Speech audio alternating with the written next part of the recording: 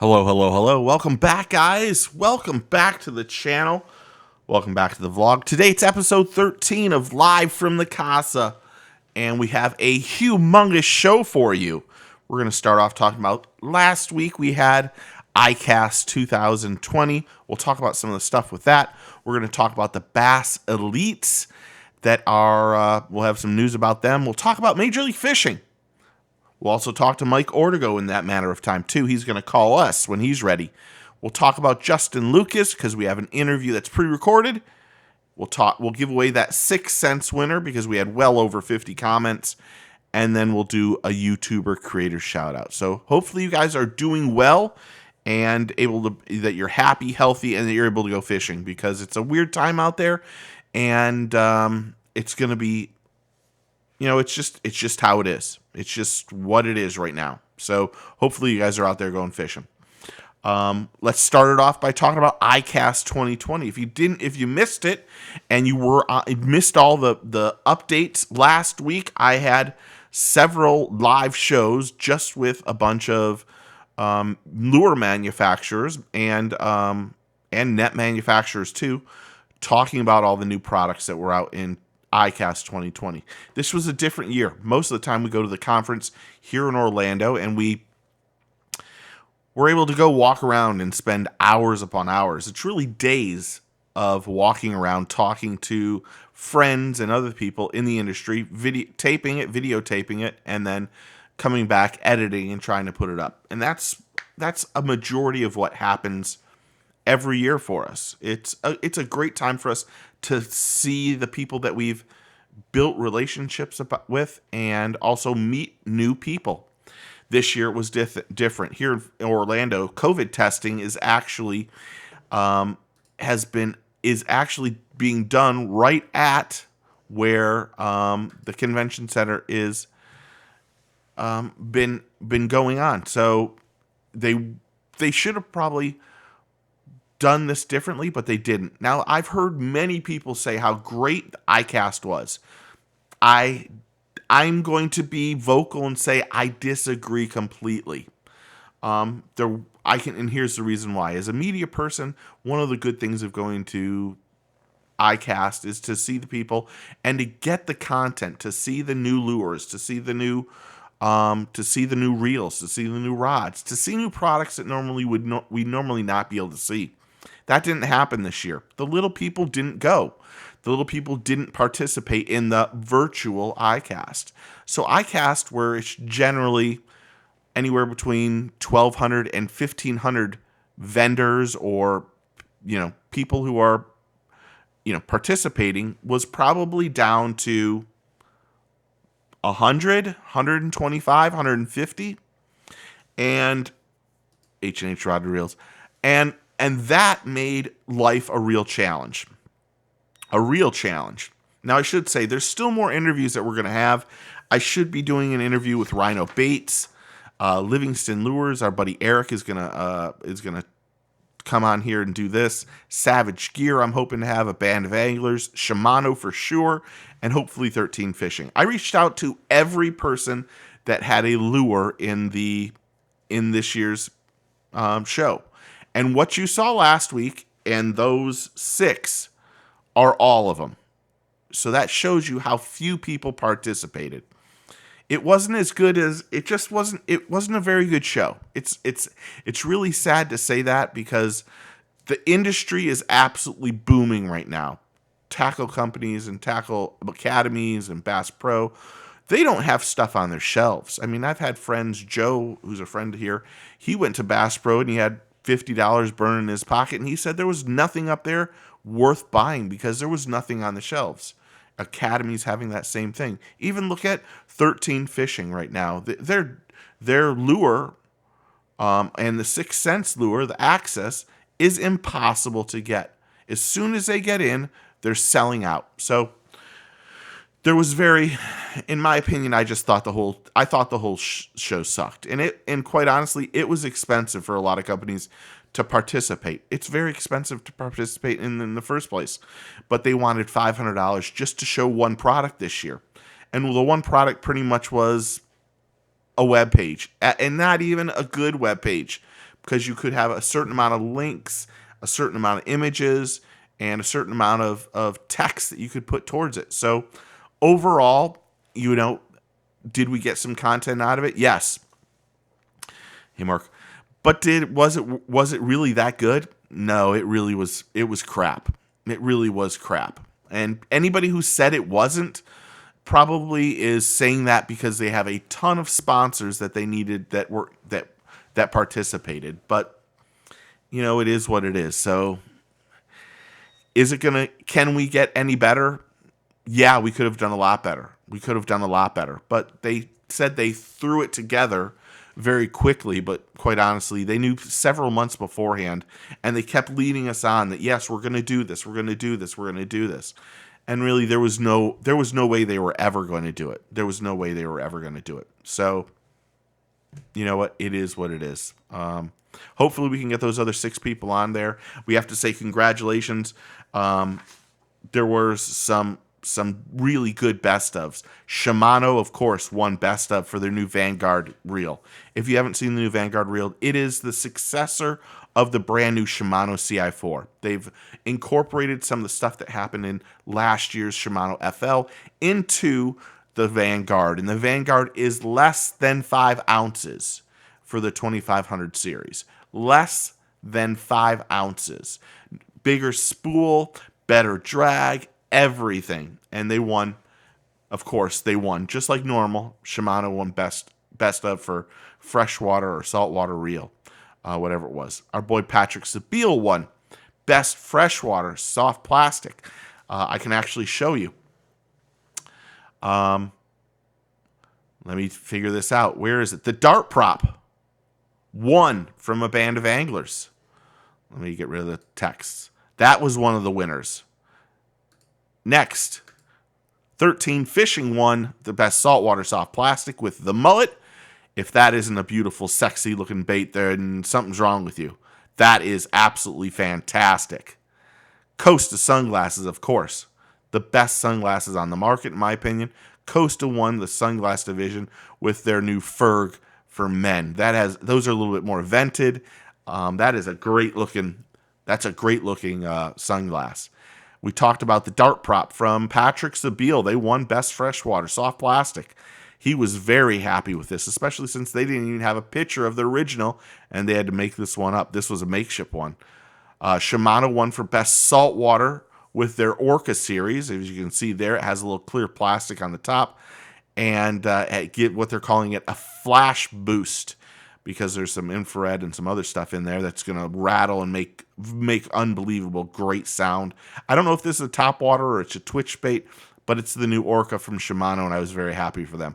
Here is the new Vanford Shimano reel, and that reel right there is as sexy as it gets. That 2500 spool is less than 5 ounces. Now, think about that. You could tie that one up with the correct rod and be with a 2500 series, and really the 2500 series is exactly what I like. You could be under, I don't even know, maybe 12, 13 ounces, including the reel. That's actually amazing. And then last but not least, one of the things that I'm very happy to announce as one of the winners was the brand new Stealth Blade from Z-Man. Let me thank you. If you have not seen the new Stealth Blade, there is a closer look of it. It's a little bit different, closer look, but it was all I could do because I lost it, and that's just how it is. I just lost it. It is what it is. I should be getting more. I'm looking forward to getting more, but at this point in time, that was it. Oh, you want to know what? Let's do our song. Damn it. Live from the Casa. Forget popcorn, get the salsa. No need for shoes, we got fishing news, interviews, and reviews. Forget the drama, we're live from the Casa. Damn it, I should have had that at the beginning. I didn't think. You want to know what happens? I start rushing, and that's how it is. So, there it was. iCast 2020. It's over. Will we have more going on and going into it? Yes. We'll have more, and we'll still continue to do the that we can to bring you the new products. But like I said, Rhino Baits, Livingston Lure, Savage Gear, A Band of Anglers, Shimano, and 13 Fishing are on the list. So let's hope that they do what they said. That's all. Next, let's talk about the Bass Elites. Yes, the Bass Elites. The Bass Elites all passed and tested and passed their COVID stuff, which is amazing. Now, if they only could have tested half of them for brains. Just a joke. Just a bad joke. Just maybe not that bad of a joke. I can give myself sound effects. They had to take extra precautions going into this tournament. It's still going on with 4 amazing days of coverage. 4. And guess where they're on? ESPN2. And I love that. I love that they're going to be on ESPN2. Some other news in the Bass Elites. All the anglers in that participated in 2020 automatically requalify for 2021. In most cases, they take the top, 70 or 60 or 70, and 10 or 15 or 20 of them get dropped back, and they bring people in from the opens to get new blood in. They're not doing that. The 2020 Bass Elites that are in there now are requalified automatically. Now, what does this mean? It means that they're going to probably have about 110 anglers next year in the field. They're going to probably allow 20 to 25, maybe, let's just say 100 to 110 anglers. Now, here's why. You're going to have your opens that people are going to automatically qualify. There's a bounce house, Thomas. I need to tell him. They're automatically going to qualify. And we should just kind of mention a little rule. I don't even know if I would consider a rule. Just a little speculation. If somebody that's in the elites wants to come back, I think that there's a possibility that they would allow them if they have their legacy chip or not. Also, I think that if the top 5, that anybody who fishes in all of the opens, that Bass can go and ask anyone that's in those to automatically come in. For example, just saying, Brian Latimer didn't have a very good start. Didn't do very well. If he finishes not in the top 5 and not get that automatic bid, I think there's a possibility that the Bass group will look at that and go, look, this is his prior stuff that he's done at FLW. Here's his exposure. Here's all the things that this young man does well. Let's bring him in and let's get more and bigger names into our elites. I think that's what's probably going to happen. Because, quite honestly, I don't think there's a way in hell that you don't invite Scott Martin into the elites. It was always that you had to automatically qualify. You had to qualify for the elites. I think this is the first year that there might be a small rule, or maybe possibly a rule, I'm not 100% sure, that they're allowed to ask anybody who fishes all of the opens. So we're going to see what happens, because it would be a shame for Scott Martin, Brian Latimer, Todd Castledine, all these really great anglers to not get invited into the elites and make them fish and qualify through the opens. So I think next year I think the elites are going to be jammed with a lot of people, and that's good. There was 2 years ago before MLF came, there were 115 or 122 anglers inside the Bass Elites. And I think that round about 100, 105, that's a really good number for participants in these tournaments. Because quite honestly, the super tournament that MLF, FLW did with 230, 200 and whatever plus anglers is just too many anglers in the tournament. Not to mention, it really does take away from people, FLW guys earning. But that's a whole nother thing. Last but not least, with the elites, they had to postpone the Eastern Open for August 6th through 8th on Oneida Lake, New York. We kind of said this weeks ago. This was something they announced. Things in New York are just as crazy as they are here in Florida. There's a lot of testing that needs to go on, and they just want to make sure that we're trying to stop this thing. Hopefully. Having said that, I don't know if we are.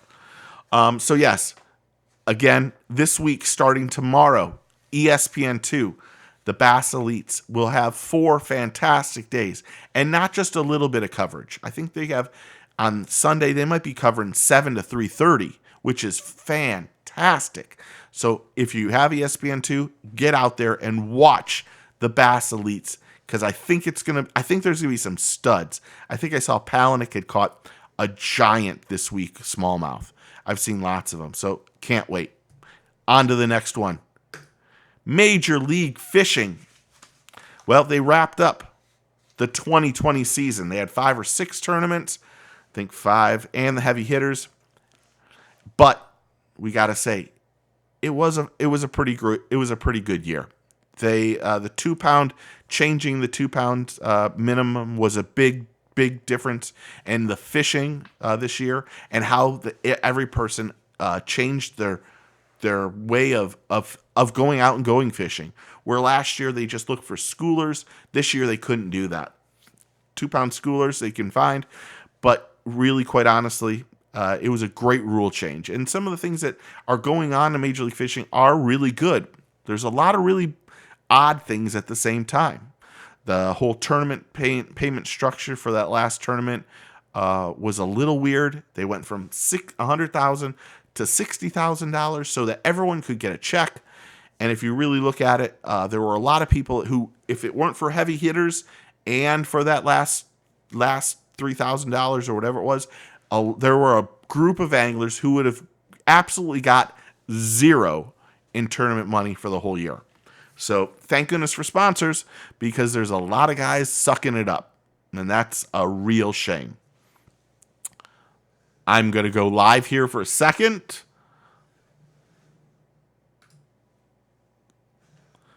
Let me get this ready. Hello. Oh my gosh, did you get a new camera? Hold on. I'm taking off all the things. Did you get a new camera? Take off all the things, brother. What's up, man? How are you? Cap Mike Cordigo. Good. Dude, How you been, brother? I've been good, man. Man, you're killing me, man. I need my brother here. Sorry. That's all right. Yeah. Got to get that C therapy. I got to get that vitamin C. That's for sure. What is? I like the shirt. I like the hat.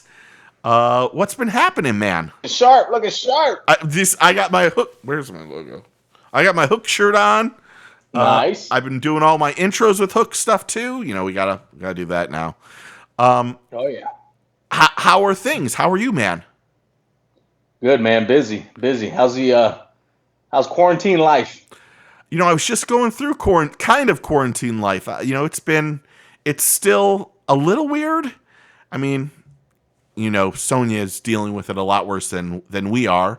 But I had to go through a whole bunch of school stuff today that really had me absolutely confused about what's going to happen for this next year. They actually postponed our school already 3 weeks till the end of August. So, just means I got to put up with the kid yelling at Crazy. Fortnite. How was quarantine life down in the Keys? Tell me about how different it is down there. Hey, man, if you're going to quarantine in the Keys, man. That is for sure. But as long as you can get in, man, you know? Are they not letting people in? No, they got rid of that in second week of June or something like that. Okay. First week of June. But yeah, now for mini season, they closed Key Largo and Islamorada. Just today, they decided to close all public ramps, all public access roads and beaches. So no going down to Islamorada or Key Largo from Miami to get your lobsters. Oh, and then that sucks. a $250 fine for masks, which, you know, everywhere there's signs in all businesses you have to wear masks. Yeah. And then we were just down in Marathon, so they had that same provision down there. And now they're looking at limiting vacation rentals to 2 person per room. So really, if it's a 1 bedroom, it's only 2 people can rent it. If it's a 3 bedroom, it could be 6, that kind of thing. So, yep. It's a strange time, man. It's crazy Definitely that it's still times, man. That's still happening. Okay, so you got down to the Keys the first a few weeks ago. How was fishing for you during that time? Did you In June? Yeah. How was it? June? Are we in July? Yeah, that was We're in in July. June. How was that first? I had to look at the. Time flies when Did you're you see me looking quarantining, at my baby. clock? I go, what the hell time day is it? How was fishing when you went down there the first time? It was all right, but I put the project boat in the water. Yes, tell us about Dismounted this. that trolling motor that will tear on the back. Got the did. batteries kind of set, not exactly where I wanted it, but enough to where it was rigged up where I could use the trolling motor and really try it out on the stern. And sure enough, I drop it down. I put the I had an old 2-stroke Mercury on this thing, a 90 horsepower that came with the boat. So Yeah. I was like, oh, I'll just, it had some gear issues dropping in the reverse with a gear dog. So there were some issues with it, but we did a little bit enough work to make it where if I hit a rock, the motor wasn't going to fall off. So, there was some minimal work that I did with my cousin Chris. Yeah. And so we did that. And sure enough, I take one spin. And, it was just in the bay. I dropped it, and I dropped the trolling motor. I tried it out, and it worked like a charm, man. It pushed the boat great. It's a little different because you got to train your brain to kind of work backwards like a tiller instead of the normal trolling motor off the bow of the boat. But it worked great. It pushed the boat. It handled it very well. I got used to the controls. And then I cranked up to run back to the dock to just, put the boat up. And this was in the afternoon, I think on a Wednesday. And sure enough, man, the motor just exploded. Really? I blew a cylinder on it, and it was a horrific sound, man. I thought I was like, did a prop spin? Did I hit something? What in the world? It was nasty. But, yeah, so got that. I trolling motored back to the dock. And then, sure enough, I ended up pulling the boat, checking it out the next morning, and it was goner. So, called our boy from Yamaha. So Brad, yes. And, called the Yamaha guys up and was like, hey, I'm in a fix. Help me out. And Brad made some calls, and I ended up hooking up with Bob Hughes in Miami. Oh, nice. And I was able to take the boat up there. So that was Wednesday. I took the boat up there Thursday evening to them up in Miami, which is only an hour and a half drive. They had a 90 horsepower show. Nice. In stock, ready to go. And it kind of changed, kind of made things a little more complicated due to the fact that I had Morse controls and I had the tower had to be rigged up. Oh, yeah. And stuff like that. So it took a little longer but they got me turned around in a week, and I was back on the water. How awesome is that Yamaha show? That thing's sweet, man. Sweet. Dude. That thing cranks up. Yeah, that like thing that. flies. Yeah, and it was doing great, man. So still a little bit in the break-in, so I didn't really get to give it all I wanted to. But it's still, you can, I got past that first 2 hours of just torture, and then I got to give her a little more gas. And I could see the potential in it, but I didn't get to go running around as much as I wanted to. But I did get to go run around with some of the permit spots that I got. I saw some good permit. I saw some good bonefish. Oh, really? But I just wasn't able to hook up in the process. So, yeah. Now it is what it is. But I saw some good fish for sure. Now, last week was iCast. Normally, we'd be working iCast all week. Where there were plans this week for iCast last week, but luckily big plans, man. Big plans. We've never even mentioned it once. The things that we had, the ideas we had for this year. Know. Maybe we'll leave that for next week. Next year, maybe. Well, let's. You never know. We might not go. We went from a 20 by 30 booth to a website. Yeah, with one picture. No, wait a minute. We got to have one video. What did we? I put one video and one picture. And how much did that cost you, just out of curiosity? Oh, it was $500. So it wasn't bad. Well, it kind of was. I went through a whole iCast thing about how disappointed I was, and it just didn't seem like it was worth it. It's on the fly, man. They had to make they made something happen out of nothing. They could have just blown it all off and called it a year and just given up. But, at least they pulled something together. They gave it an effort, Yeah. This may add value later. Next year you might be able to merge some of these things together, might be able to use a lot of this technology. you got to start somewhere. You got to start in the bottom rung and kind of work your way up the ladder. So, I mean, there's potential in the social media and internet world, man, that this market and this sport fishing industry can really do a lot of work on. Yeah. And maybe ASA can kind of spearhead that in the industry. I know I did as many interviews as I could. I reached out to did some great ones, man. I reached out to everybody that was on there. I reached out to everyone who had a lure. I reached out to. The ones that I did, that was the only people I could get a hold of. But people like Plano, and we know Chris real well, so it made sense for me to talk to Chris. And so there were other people, but I just felt like I felt a little like it was a little shitty, you know. No offense. It's never going to be the same. I mean, that's the problem. You know what I mean? It's just, it's iCast is, it's instrumental, man, in the industry. It really is. And why not what I found out more than ever about iCast this year is how many people dislike going to iCast. I had no clue all the friends that we have that were like, this is the greatest week of my life that I don't have to be there sitting talking to you. And I'm like, what? That is ridiculous. And I had three very good friends come up and like, I'm kind of happy not to see your ass. I'm like, well, that makes no sense, dude. But there were a lot of people that just it's an expensive deal to go to iCast. So very expensive. And especially if you're not a local, you're not normally in Florida. Especially we're local. Drive there, you got to ship everything. Like we did Vegas many years ago, and that was a heck of an investment. And just it is what it is, man. You do what you best you can. And I mean, you also got to remember a lot of these guys, they're doing tons of shows they're doing boat shows and distributor shows and all these other things. So it's it's a culmination of just tons of shows. You start in January, you don't really end. I mean, we're getting shows canceled now in September for Big Rock. Mm-hmm. They canceled several other shows. So I mean, it's an all year event with boat shows and stuff like that. Some of these guys just get worn out, man. So they probably enjoyed a break in the summer. Well, like I did. Well, for you, it was great because you end up going back down to the Keys. Now, when you got back down to the Keys this time, a little bit different. You weren't staying at your the family house. Right. You guys had it all set up. But how was when you went back the second time? My wife found a place in Marathon, which I really never spent a lot of time in. I know. I like that you were like asking me for ideas.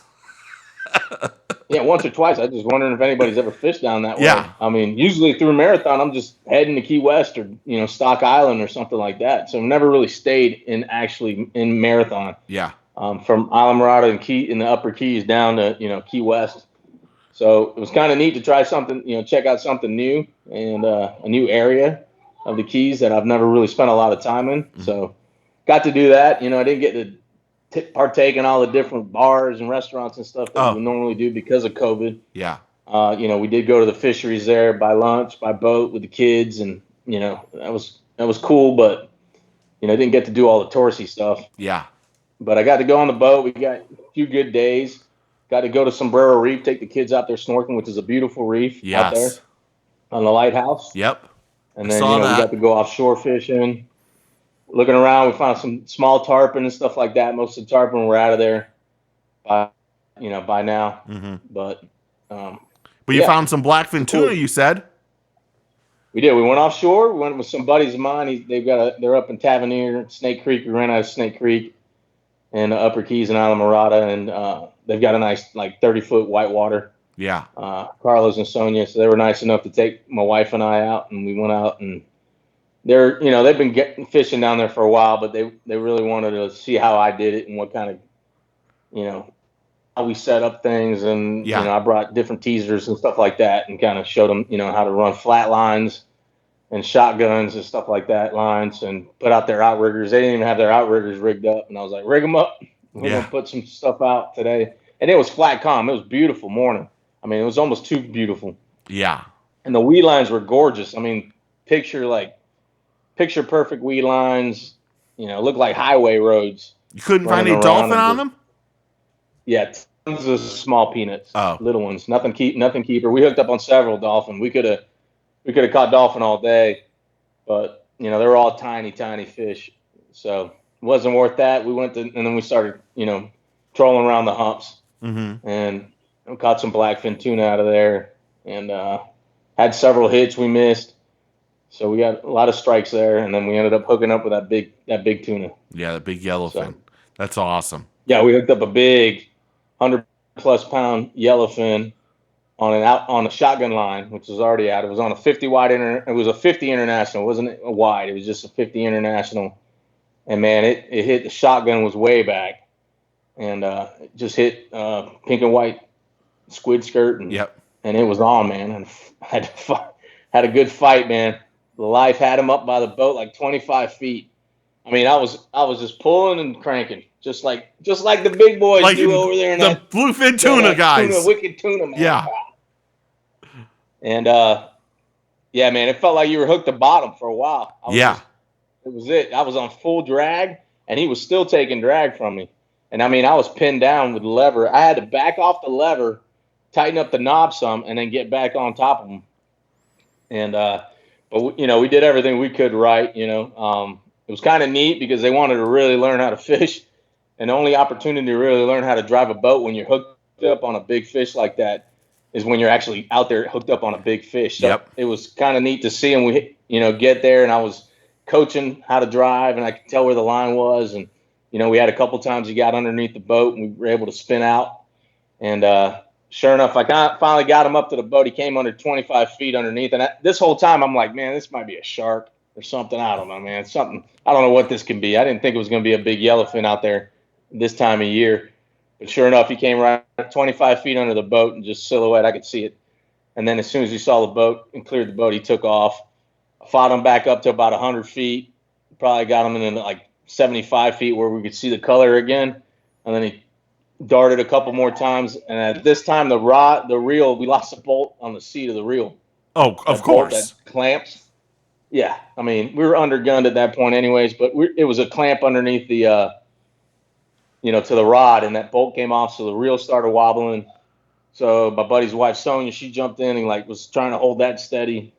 Anyway, somehow the hook wobbled out and just caught the skin of his mouth, and that tore, and we just came back with a big old patch of mouth skin, that tough skin on the roof of his mouth or something, and that was it. And then we could see it. There was a kid named Nico, young guy, and a heck of a fisherman, and he was a sounder. He's like, "There's your fish," and you can see this big old mark on the sound about 100 feet just sitting there. And we were all like, "Ah, man!" Everybody hold their breath. Yeah. Still awesome though, man. So a great battle, man. But yeah, we were close. We were close to making some good news, man. That's still would have been a great catch. Oh God, yeah. And being out there with friends and the wife, that's even better, man. You can't beat that time, to be honest. It was very good. We appreciate that for sure. Okay, well, I'm going to say goodbye to you, but you're going to be at the CCA FL Star here in a few minutes, in 20 minutes. Where is that? Where can we find that? CCA Star. I think it's on their Facebook. It's their weekly live feed about the CCA Star tournament, and Tackle Webs has put a $500 sponsorship together. So if somebody, as you're taking pictures and turning them into CCA, if there's a Tackle Webs in the picture, every one of those pictures gets submitted into a raffle and get a $500 prize cash bonus from Tackle Webs. So that's what we'll be talking about tonight. That's awesome. And anybody who has a Tackle Webs can get that, correct? Yeah, as long as you're in this. Yeah, as long as you're in the Star tournament, and you're turning in, you'll get that from Star. So as long as you have it in the image, every picture you turn in is another chance of winning in the raffle. So we have that, and we have Thrasher did it too with the trash can. Oh, that's awesome. The 5-gallon bucket, fill up the trash can. You can submit that with Thrasher topper on it, and you can also get $500 there too. So pretty neat. Yeah, that's absolutely awesome. Well, I should say I have to delete a comment because someone put a whole thing about herpes on the comment section, which makes no sense. Hercules. Yeah. What the hell?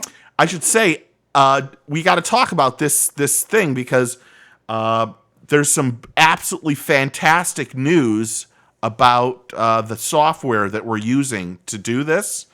That they sent me a whole thing. I don't have it in front of me, but There's a way to do Zoom and other stuff coming up with this too.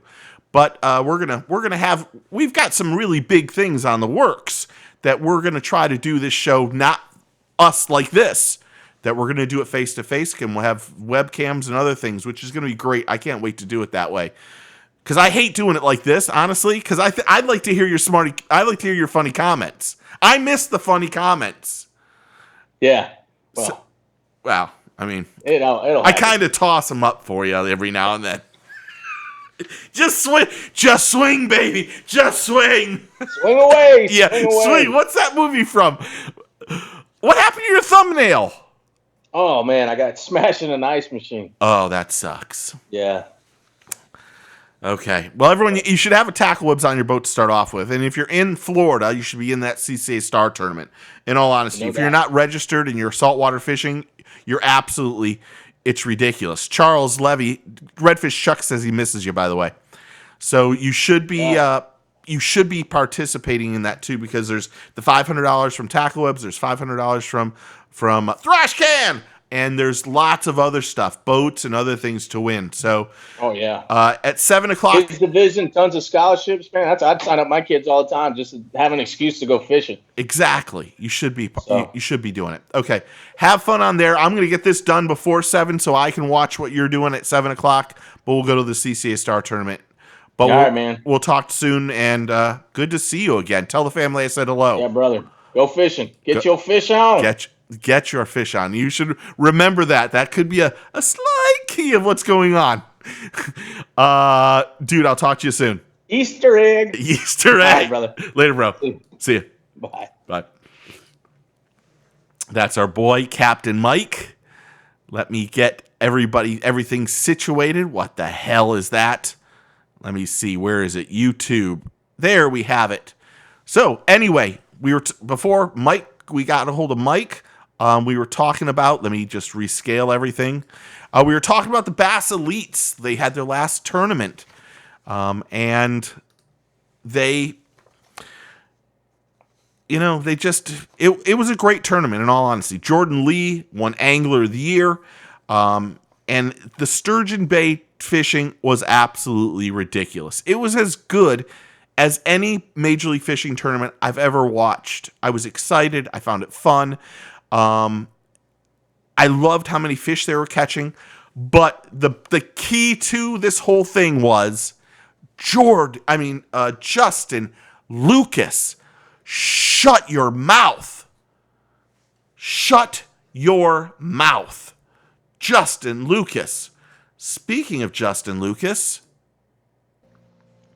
couldn't be happier to have with me one of the best anglers on the face of the earth. He's a great dude, and he just won the Bass Pro Tour, Major League Fishing, and he's walking around his house. Maybe he'll give us a whole house tour. Sorry.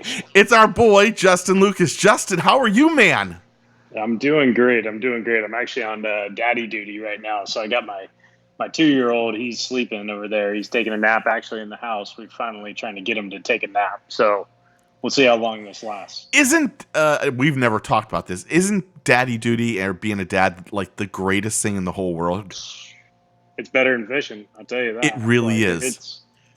It's the bomb, man. So that's what I told my wife. I said, winning this tournament, it's like, it feels like the day I got married to you and the day our son was born. But of course those were better, but it's a close third, so it's that being a dad, man, it's so cool.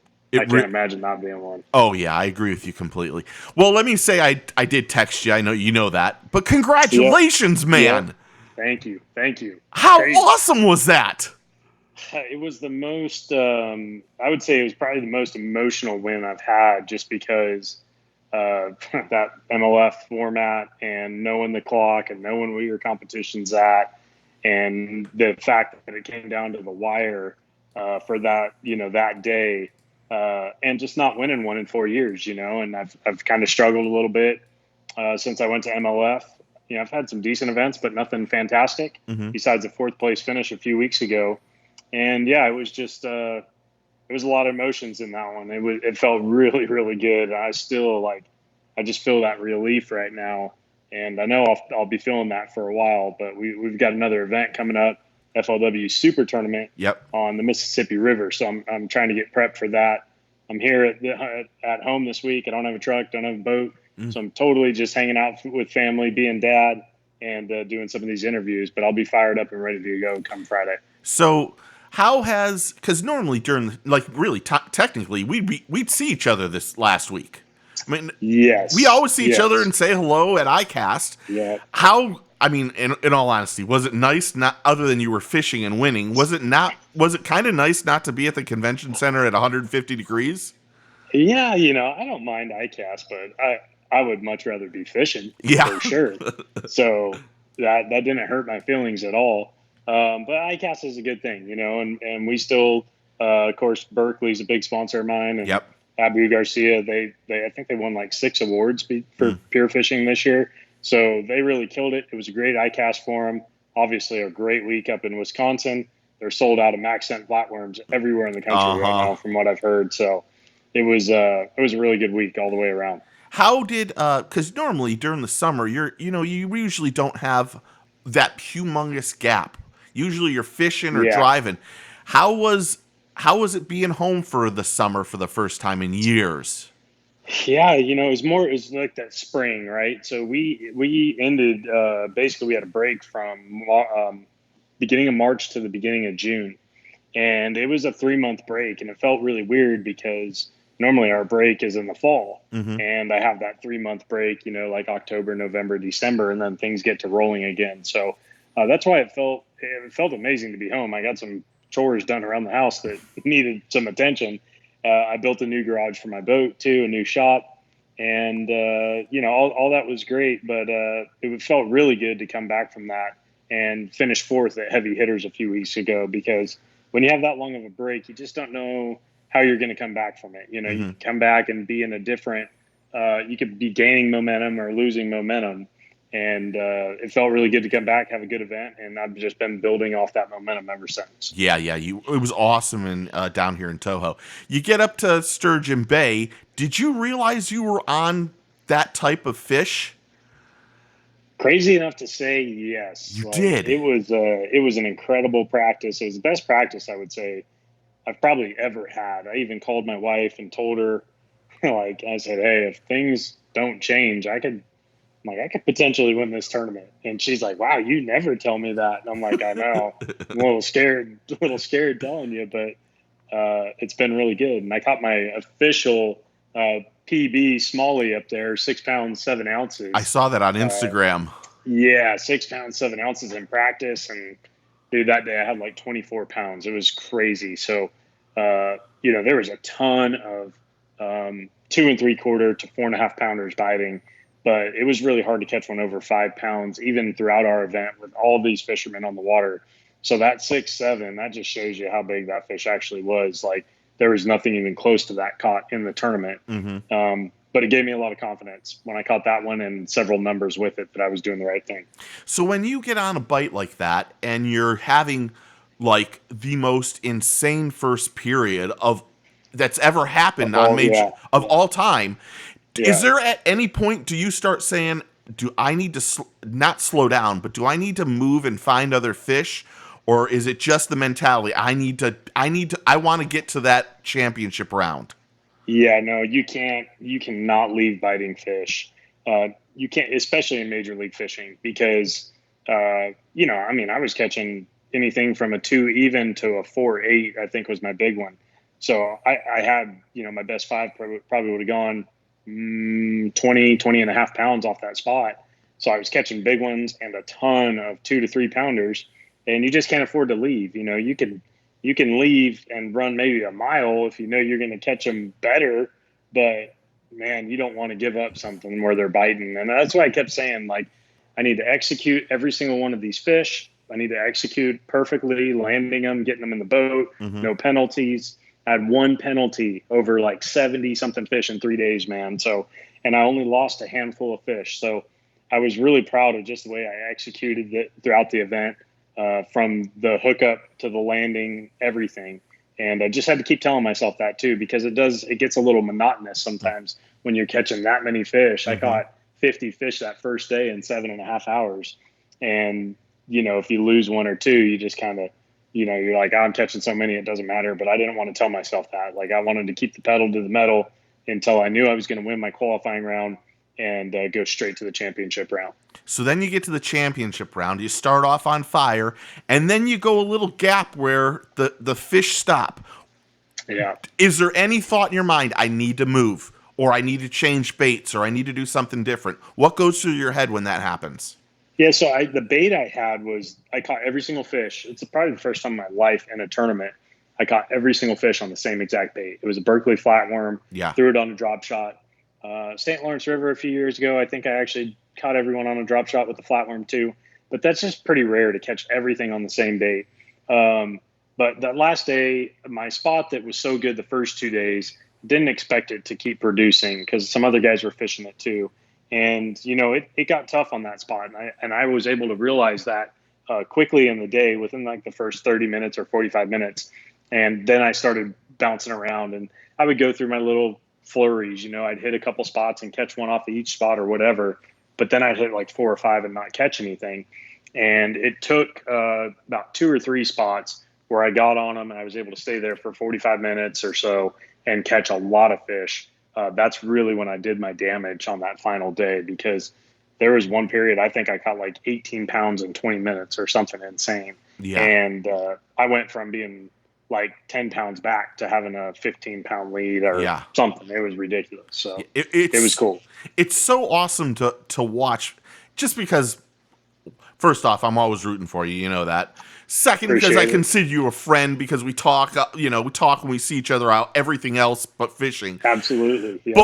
But when this is happening, Thomas is like, Daddy, isn't that, I think you've only met my son one time last year. Yeah. He's like, is Uncle Justin winning? I'm like, he's killing it.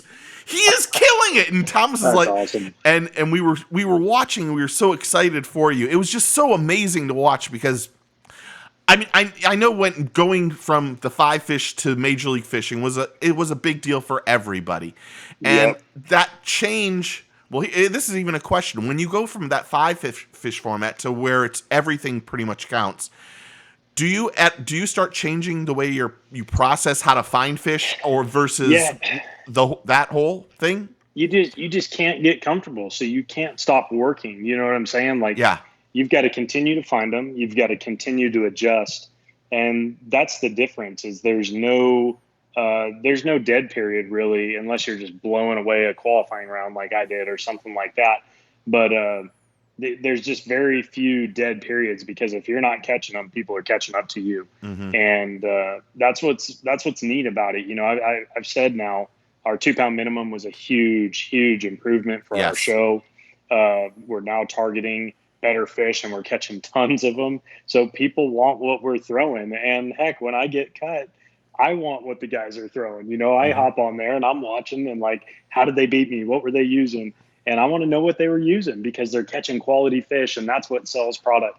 And we're catching a lot of quality fish. So we've had 5 great events, and I really I'm loving the direction we're headed. And it's only our second year, and I'm sitting back going, man, look at the improvements they made from the first year. Like, it's just going to continue to get better.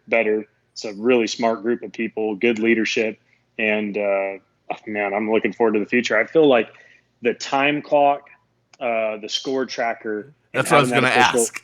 Yeah. Having the official in your boat. Like, that's what makes this really feel like a sport, is when you know where you're at and everything. So, hey, I've got another call coming through, so I'm going to have to hop off. Okay, but I appreciate it. We'll do it again soon, but thank you very much. Congratulations.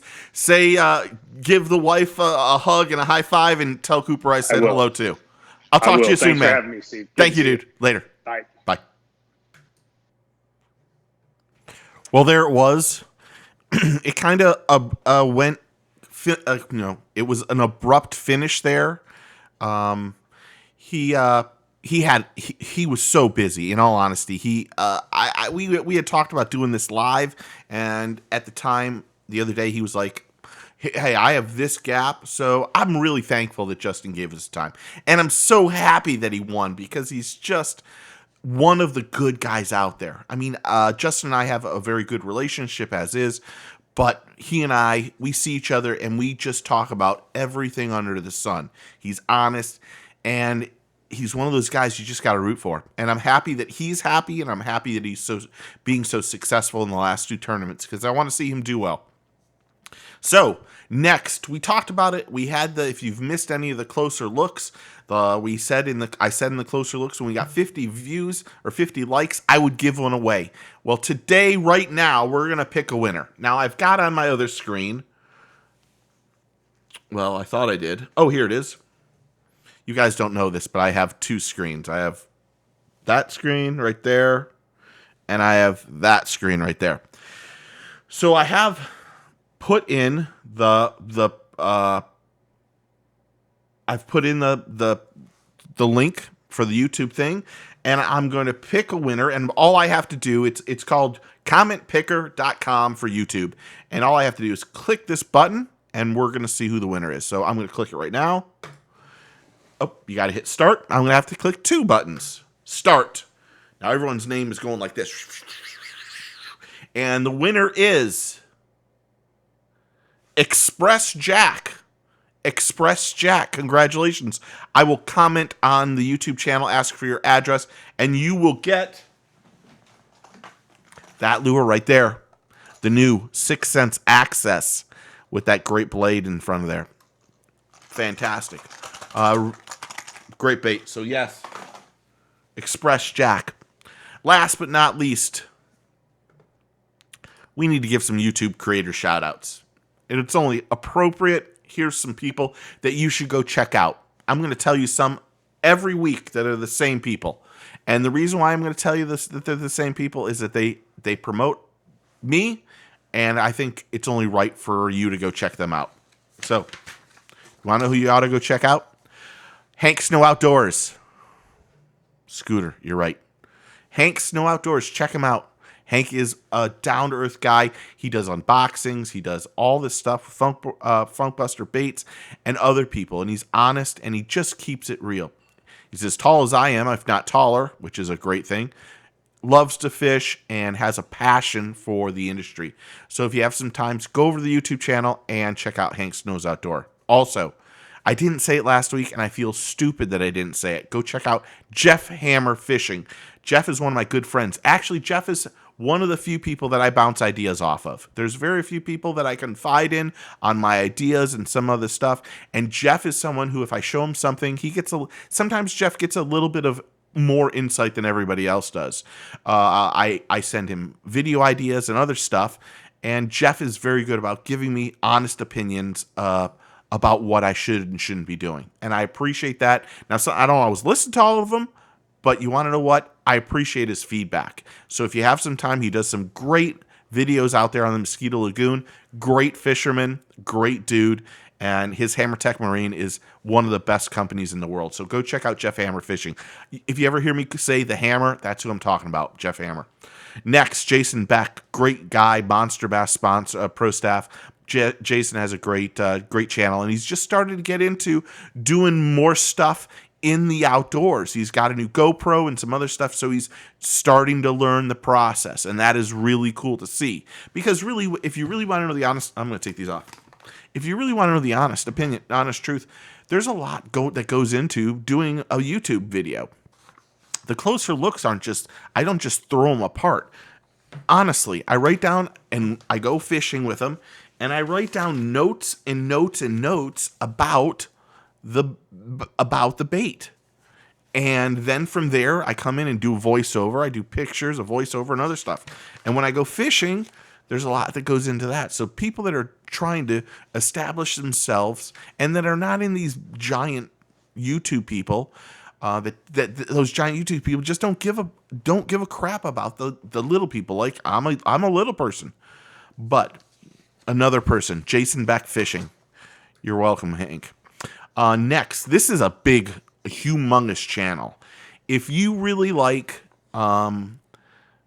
your catch and cooks and a guy that goes offshore fishing, this channel is one of the biggest in the world. You might not have heard of it, and that's the only reason I'm going to tell you about it. But he's family friendly, he's not. He's family friendly.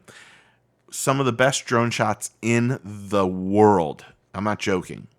He's from Australia. He has a great channel. It's called Youngbloods. I've followed Youngbloods for probably, I don't even know, last year. Thomas and I love everything this man does. It is a great channel, and he puts up some unbelievable content. I mean, unbelievable content. He's like my guy. If you don't know, I love to cook. There's a guy on YouTube called Sam the Cooking Guy. It's my favorite YouTube channel that there is. That's the truth. I love Sam the Cooking Guy. I do everything that he puts out. I try. Well, not all of it, but a majority of it I try to make. And my family loves the stuff that I make, and it's a wonderful channel. But anyway, I subscribed to Sam the Cooking Guy when he had 12,000 subscribers. Now, 12,000 subscribers is a lot. That's a lot as is. In the last year and a half, he's over 2 million subscribers. That's how good of the content he is. A little weird at sometimes, but great show. Next, Flat Out Bank Angling. Always on here. Always a good dude. So if you get a chance, check out Flat Out Bank Angling. He's up north, does some up north fishing, but does a good job. And I know we got to promote, we got to help all of us together. And then last but not least, I met this guy. And when I met him, he had like 900 subscribers. But then he met Jigging with Jordan, and Jigging for Jordan gave him a shout out. And next thing you know, Shiner Sam, he has some bass ponds that he does great underwater fishing, and he owns a Shiner shop, and he's got these fish that he can hand feed, and it's really quite awesome. I met Sam with Patrick Sabile like 6 or 8 months ago. We stopped over there. Patrick lives right by him. I said, let's go check this out.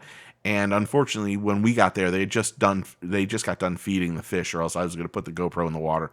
But fantastic guy, good guy, and it's another one you should go check out. So check out Shiner Sam on the YouTube channel, and make sure you tell him that we sent you. Okay, I got to say thank you to Tackle Webs. I also have to give one other thank you to our boy Steve Diosi.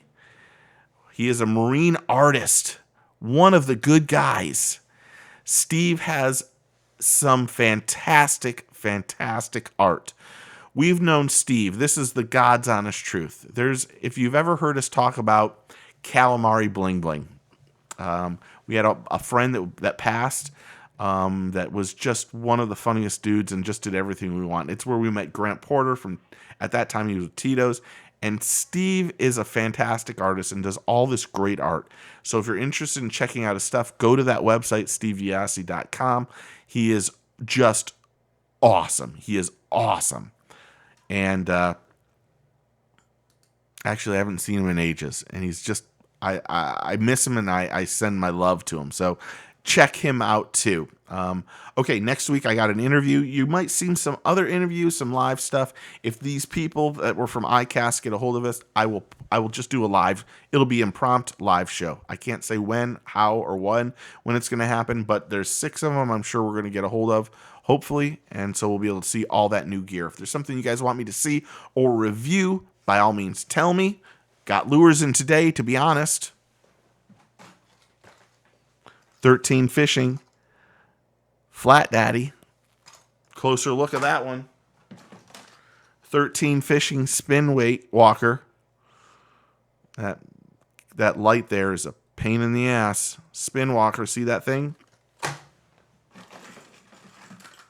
From Booyah Baits. They call this the XCS.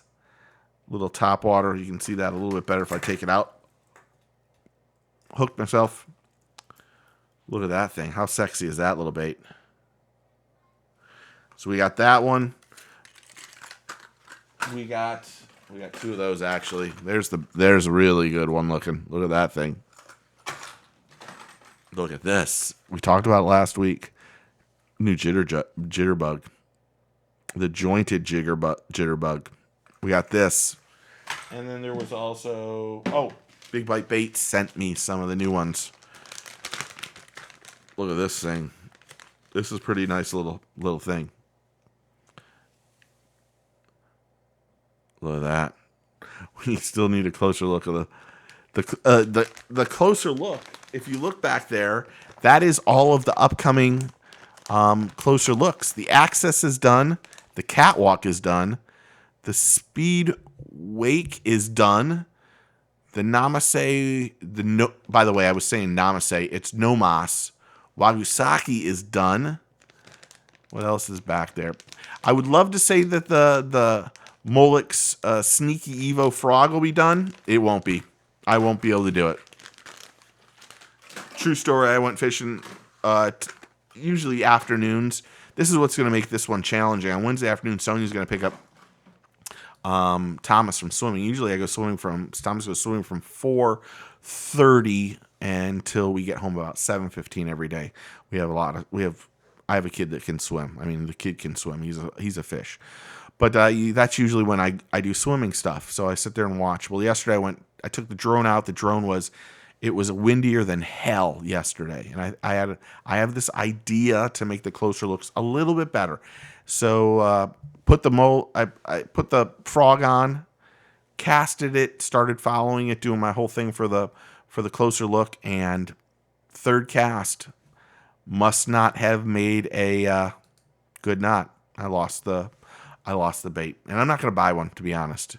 I might have some footage that I can use on it, but the bait's gone. It went so far it wasn't even funny. It's funny how I don't know if you've ever realized this. When you lose a lure like that, you say to yourself, how the hell did it go that far? Because I could never cast as far as this thing went. It's surprising how little the diameter of the line is, how much drag that actually makes for a lure, and when you're casting it. It's the only time you realize it, because this thing went clear across the pond. I mean, clear across the pond. And when I was casting, there was no way I could get anywhere near where I was casting. So I'm sure that Molex one isn't going to be. There's the Hyper Elastic Curly Min is up there, and there's something else. I think it's the new Berkeley bait.